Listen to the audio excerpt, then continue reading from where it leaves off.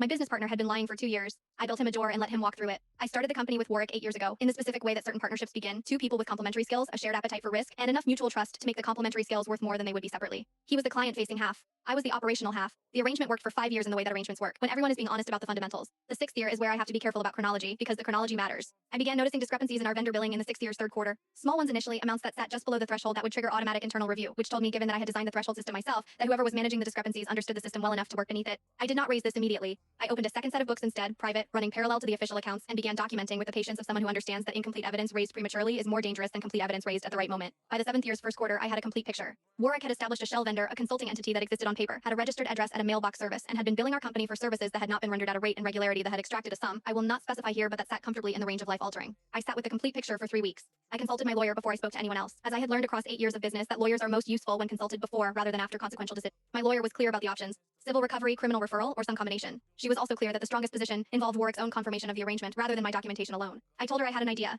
She listened to it and said it was unusual. I asked if unusual was a problem. She said not in the way I was thinking and told me to be careful and thorough. I scheduled what I described to Warwick as a strategic planning session, the kind of meeting we had held regularly across 8 years, 2-day off-site agenda shared in advance. The agenda I shared was real. The addendum I had prepared was not on it. On the second afternoon, I told Warwick that I had been approached by a potential acquirer. I told him the approach was serious and that the due diligence process would be comprehensive. I told him that a preliminary review of our accounts by the acquirer's team had flagged some vendor relationships that appeared irregular and that the acquiring firm's compliance officer had indicated these would require full documentation and explanation before any transaction could proceed. I told him this calmly and watched his face. He asked which vendor relationships had been flagged. I named the shell entity. The silence that followed was the most information-dense silence I have experienced in 8 years of sitting across a table from this man. He said it was a consulting arrangement that had perhaps not been documented as clearly as it should have been. He said he had intended to formalize it. He said there were services rendered that had simply not been captured in the standard paperwork, and that he could explain the arrangement fully if that would help with the due diligence. I told him that would be enormously helpful, and that I wanted to make sure we were fully aligned before the acquiring firm's team came in, and that perhaps he could walk me through the arrangement in detail so I could represent it accurately. He walked me through it, in detail, across 40 minutes in a meeting room in a hotel outside the city, with my phone on the table recording the conversation in a jurisdiction where single-party consent applied and where my lawyer had confirmed this was legal before I had arrived. There was no acquiring firm.